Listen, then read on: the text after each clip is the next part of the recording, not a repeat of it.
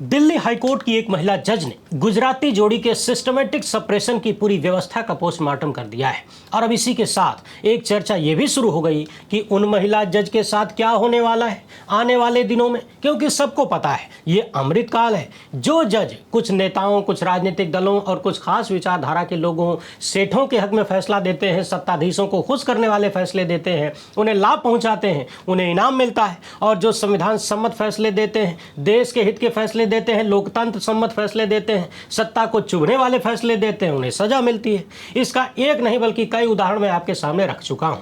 अब चूंकि दिल्ली हाईकोर्ट में जस्टिस नीना बंसल कृष्णा ने गुजराती जोड़ी के सिस्टम को झटका दिया है, जाहिर तौर पर वो भी बहुत चुभने वाला है। और एक नहीं बल्कि कुछ ही दिनों के अंतराल में इन महिला जज ने भाजपाई सिस्टम को डबल झटका दिया है, यानी गोदी मीडिया को भी पटका दिया है। एक मामला है न्यूज क्लिक का और दूसरा है अंजना ओम कश्यप का तथा कुछ ऑनलाइन पढ़ाने वाले टीचर्स का।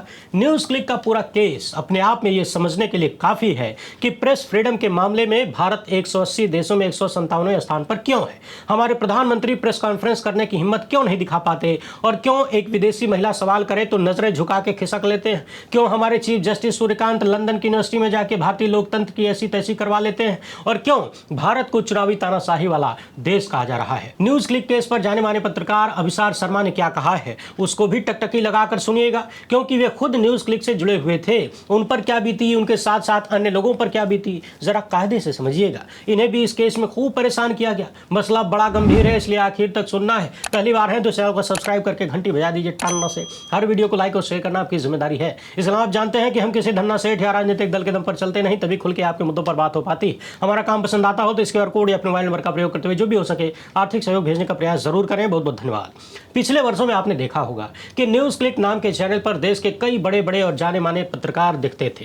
हर महीने करोड़ों बार इस चैनल को देखा जाता था, क्योंकि बेबाक तरीके से ये लोग जनता की आवाज उठाते थे और सत्ता की दलाली कभी नजर नहीं आई, बल्कि सत्ता से सवाल होते थे। और आप तो जानते हैं अमृतकाल की सत्ता को सिर्फ 2-4 सवाल ही पसंद आते हैं, जैसे आम काट के खाते हैं या चूस के जेब में पर्स रखते हैं कि नहीं, और आप थकते क्यों नहीं हैं। तो कुल मिलाकर साल 2009 में न्यूज क्लिक की शुरुआत हुई थी। वर्षों तक सारी व्यवस्था ठीक ठाक चलती रही। जब अमृतकाल लागू हो गया तो आपको भी पता है कि स्वतंत्र आवाजों के साथ आर्थिक संकट जोड़ दिया गया। आज तक जुड़ा हुआ है, दिन पर दिन बढ़ता जा रहा है। तो 20 दिसंबर 2017 को न्यूज क्लिक ने भारत के सूचना एवं प्रसारण मंत्रालय से पूछा था कि प्रिंट मीडिया के लिए जो FDI नियम बनाए गए हैं क्या वो ऑनलाइन न्यूज पब्लिकेशन पर भी लागू होंगे। तो लगभग 15 दिन बाद मोदी सरकार के मंत्रालय ने जवाब दिया कि नहीं, प्रिंट मीडिया के लिए जो FDI नियम, जो शर्तें हैं, वो ऑनलाइन प्लेटफॉर्म पर लागू नहीं होगा। इसके बाद न्यूज क्लिक ने अपना शेयर वैल्यूएशन शुरू किया। फिर विदेशी निवेश की बात हुई। अमेरिका की एक कंपनी और इन लोगों के बीच एग्रीमेंट हुआ। लगभग $45 लाख यानी 3 किस्त में ये निवेश आना था और बदले में न्यूज क्लिक के शेयर वहां जाने थे। अभी पहली ही किस्त आई थी कि मामला गड़बड़ होने लगा। अगस्त 2020 में दिल्ली पुलिस की इकोनॉमिक ऑफेंस विंग ने न्यूज क्लिक के खिलाफ FIR किया और धाराएं लगाई। IPC 406, 420 और 120B। सोहन सिंह नाम के एक व्यक्ति ने शिकायत किया था। यह शिकायत सूचना एवं प्रसारण मंत्रालय के अंडर सेक्रेटरी के माध्यम से इकोनॉमिक ऑफेंस को भेजा गया था। आरोप था कि न्यूज क्लिक ने फॉरेन फंडिंग ली, अपने शेयर्स को ओवर वैल्यू करके दिखाया, FDI कैप से बचने की कोशिश किया तथा फंड सिफॉन किया। यानी ऐसे ऐसे आरोप लगाए गए जिनका क्लैरिफिकेशन पहले ही न्यूज क्लिक ने मंत्रालय से लिया था, लेकिन फिर भी फंसा दिया गया। सरकार की एजेंसियों ने आरोप लगाया कि न्यूज क्लिक ने तरह तरह से गड़बड़ किया है। फिर क्या था, ED जो कि भारतीय जनता पार्टी का आवाज दबाव विंग बन चुका है, उसने भी EOW के FIR के आधार पर मुकदमा दर्ज कर लिया। ED को तुरंत मनी लॉन्ड्रिंग भी दिखने लगी। इसके बाद फरवरी 2021 में ED ने न्यूज क्लिक के ऑफिसेज में उनके editor, employees, director, share holder, ठेकेदार से जुड़े जितने भी लोग थे उन सब के यहाँ छापेमारी शुरू कर दिया। जांच शुरू हो गई। और तो और लंबे वक्त तक, लंबे समय तक न्यूज क्लिक को FIR की कॉपी तक नहीं दी जा रही थी। जून 2021 में हाईकोर्ट से अंतरिम राहत मिली, प्रोटेक्शन मिली, मगर फिर भी सरकारी एजेंसियों ने न्यूज क्लिक और उससे जुड़े लोगों के खिलाफ ऐसी ऐसी कार्रवाइयां की, इतना प्रताड़ित किया, इतना परेशान किया, इतना टॉर्चर किया कि एक अच्छे खासे संस्थान को बर्बाद होना पड़ा। सरकारी एजेंसी ने आरोप लगाया कि 2018 में न्यूज क्लिक में जो FDI आया था वो इलीगल था, लेकिन अदालत ने, यानी अभी दिल्ली हाईकोर्ट में जस्टिस मीना बंसल ने कहा है कि नहीं, वो अवैध नहीं था, सब कुछ नियमानुसार था। और न्यूज क्लिक ने तो पहले से ही मंत्रालय से पूछ रखा था और मंत्रालय ने जो जवाब दिया उसी हिसाब से न्यूज क्लिक काम कर रहा था। अब आप सोचिए कि ये देश कितनी अंधेर गर्दी में जा चुका है। आप किसी बगीचे के मालिक से पूछें कि भैया क्या मैं आपके पेड़ से एक आम तोड़ के खा सकता हूँ, मालिक कहे अरे अरे बिल्कुल खा सकते हैं, आप ही का समझिए, एक नहीं 10 खाइए। और जब आप एक आम तोड़ के खा लें तो मालिक आप पर हमला कर दे, लाठी डंडा से कट्टा चला दे, कहे कि आपने आम चोरी करके खा लिया है। तो कुल मिलाकर देसी भाषा में यही काम मोदी सरकार ने किया है। यानी बात साफ है कि फंसाना था। दूसरा आरोप था कि न्यूज क्लिक ने अपने शेयर्स को ओवरवैल्यू करके दिखाया, लेकिन अदालत ने पाया कि यहां भी कोई गड़बड़ी नहीं थी, सब कुछ सही था। तीसरा आरोप था कि 26% एफडीआई कैप से बचने के लिए जुगाड़ लगाया गया न्यूज क्लिक द्वारा, लेकिन अब अदालत में पाया गया कि न्यूज क्लिक ने ऐसा भी कुछ नहीं किया था। यह आरोप हवाई है। अगला आरोप था कि पैसे सिफान किए गए। इस पर अदालत ने कहा कि भाई कंपनी के पास जो पैसे आएंगे तो कंपनी अपने लोगों में ही तो पैसा बांटेगी, किसी को सैलरी देगी, किसी को कोई सामान खरीदेगी, ऑफिस का किराया भरेगी, खर्चा संभालेगी, इसमें कोई आपराधिक अपराध नहीं बनता है। सरकार की तरफ से न्यूज क्लिक पर चीटिंग करने के भी आरोप लगाए गए थे, मगर अदालत ने कहा कि चीटिंग के लिए कोई ऐसा व्यक्ति तो होना चाहिए जो कहे कि अरे हमारे साथ धोखा हो गया। यहां तो जो फॉरेन इन्वेस्टर हैं उन्होंने कभी शिकायत नहीं किया कि उनको धोखा दिया गया है। शिकायत करने वाला कोई तीसरा ही बंदा है, इसीलिए धोखाधड़ी का मामला भी नहीं बनता। आरोप लगाया गया था कि क्रिमिनल ब्रीच ऑफ ट्रस्ट हुआ है। अदालत ने इन आरोपों को भी खारिज कर दिया। आरोप लगाया गया कि इन लोगों ने कॉन्स्पिरेसी बनाई, इनका ऑब्जेक्टिव गलत था, तरह तरह की बातें कही गई, लेकिन ये आरोप भी अदालत में टिक नहीं पाया। तो कुल मिलाकर अब दिल्ली हाईकोर्ट में जस्टिस नीना कृष्ण बंसल ने न्यूज क्लिक और उसके editor in chief Prabir Purkayastha के खिलाफ विदेशी फंडिंग के आरोपों में दर्ज हुई एफआईआर को रद्द कर दिया है, और इसी के आधार पर ईडी ने जो कार्रवाइयां किया था, जो मुकदमे किए थे, वो सब भी अपने आप रद्द हो गए। महिला जज ने कहा कि अगर एफआईआर में लगाए गए आरोपों को पूरी तरह से सही मान भी लें तो भी आईपीसी के क्षेत्र में 406 और 420 के तहत अपराध के जरूरी हिस्से बनते ही नहीं हैं। भाई अगर फ्रॉड किया तो किसी के साथ हुआ होगा ना, कौन है वो जिसके साथ फ्रॉड हुआ। और इतना ही नहीं, इन्होंने ये भी कह दिया कि न्यूज क्लिक तथा प्रबीर पुरकायस्थ के खिलाफ जो किया गया वो पूरी तरह से कानून का घोर दुरुपयोग है। यानी कानून का दुरुपयोग करते हुए भाजपाई सत्ता ने एक अच्छे खासे जन लोकप्रिय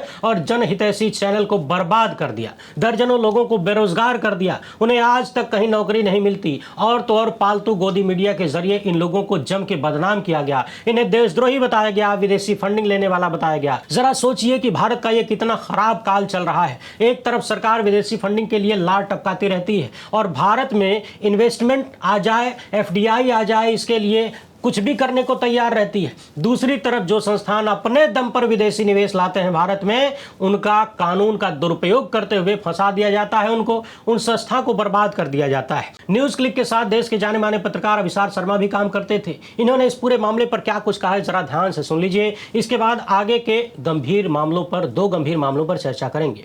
बड़ी खबर यह है कि दिल्ली हाईकोर्ट के सामने ईडी ने जो न्यूज क्लिक पर केस किया हुआ था वो मामला आता है, आसान लफ्जों में कहा जाए, दिल्ली हाईकोर्ट ने कह दिया है कि यह पूरा मामला बोगस है, बेकार है।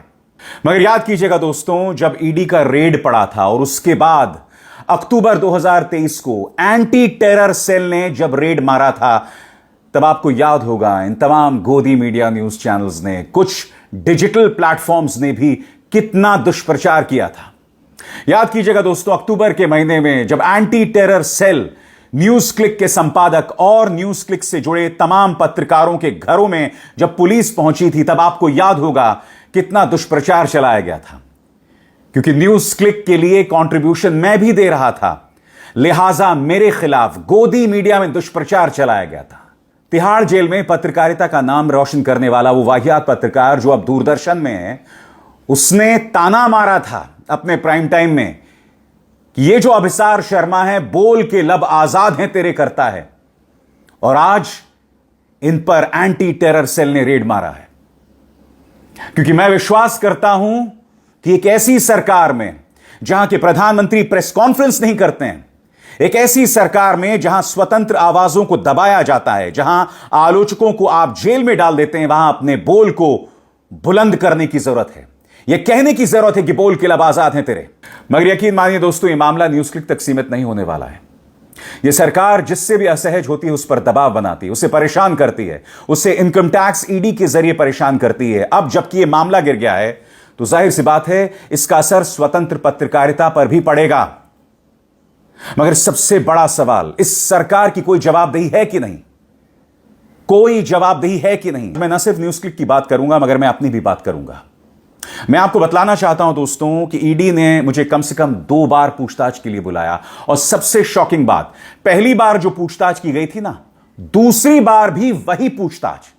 एक बार फिर आप इतने बड़े दस्तावेज के पोथे को ले जाइए, एक एक दस्तावेज एक्सप्लेन कीजिए, परेशान वहां आपको किया जाता है। और फिर आपको याद है किस तरह से रेड पड़ी थी दोस्तों? सुबह 6:30 बजे मेरा बेटा स्कूल जा रहा था, उसकी आंखों के सामने पूरी एक बटालियन मेरे घर में घुसी।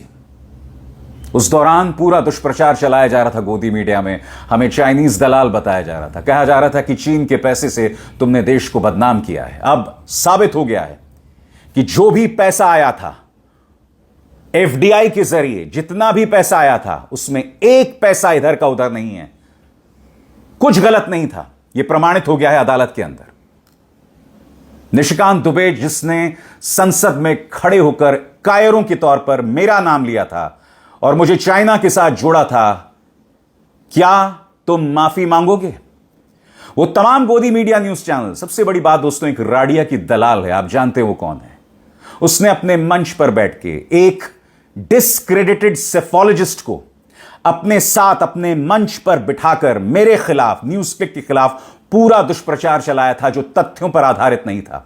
आज ये सब खामोश हैं, सब खामोश है, कोई कुछ नहीं बोल रहा है। मगर न्यूज क्लिक के साथ क्या हुआ मैं आपको बताऊंगा।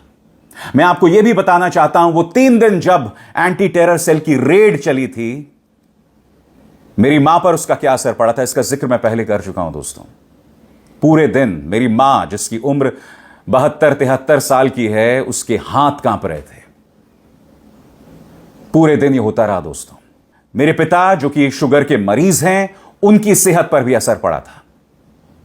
मेरे खुद का शुगर लेवल्स 300-400 तक पहुंच गया था और मुझे अंदाजा भी नहीं था, क्योंकि मैं बेबाकी से उन तमाम सवालों का जवाब दे रहा था जो एंटी टेरर सेल मुझसे पूछ रहा था, मगर अंदर ही अंदर मेरे बॉडी को, मेरे सिस्टम पर क्या असर पड़ रहा था मुझे अंदाजा नहीं था।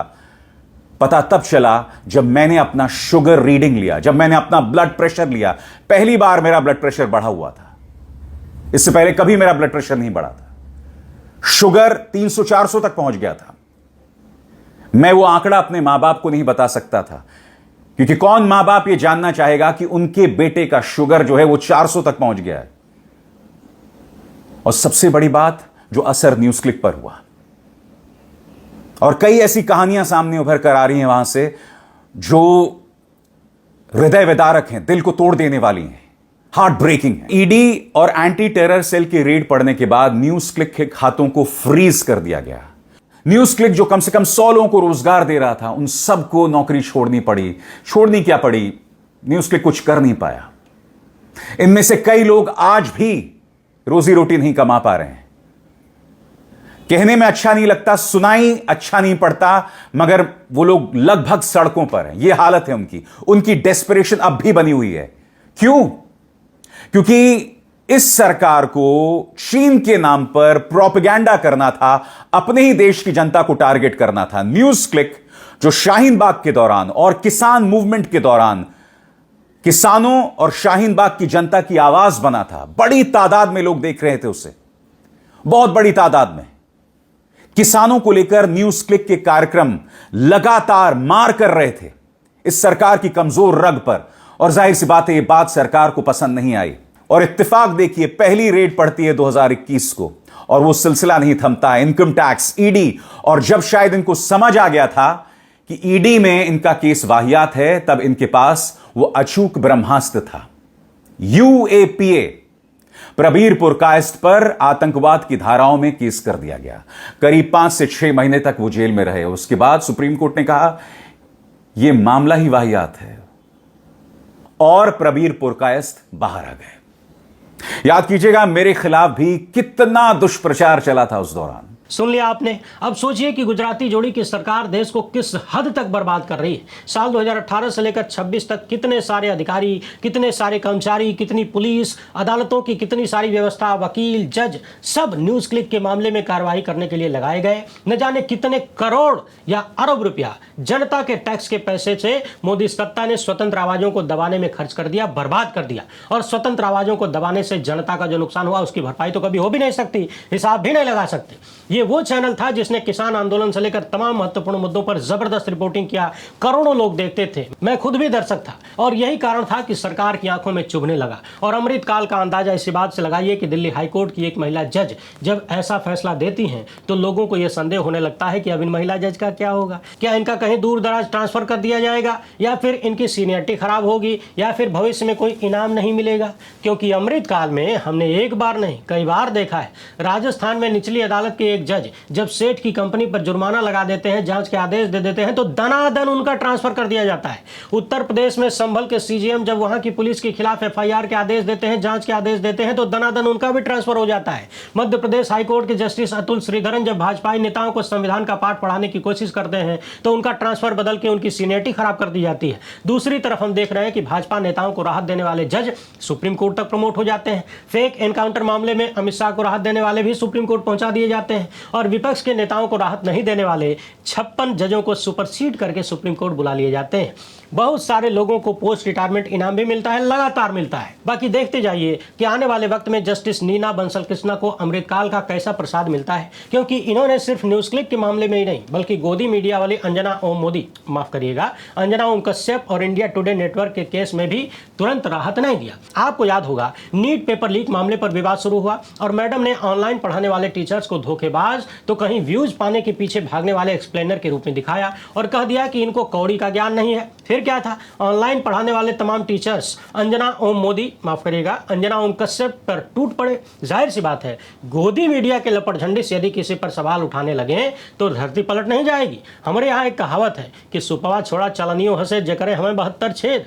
चलनी और सूप के बारे में तो आप जानते ही होंगे, सूप में छेद नहीं होता है, अगर छेद है तो खराब है, लेकिन चलनी छेदे से बनी होती है, छेदा छेद होता है। तो आप बताइए कि जो छेद से ही बना हो वो दूसरों पर इसलिए हंस दे कि इनके भीतर छेद हो गया है, तो बात बुरी लगती थी।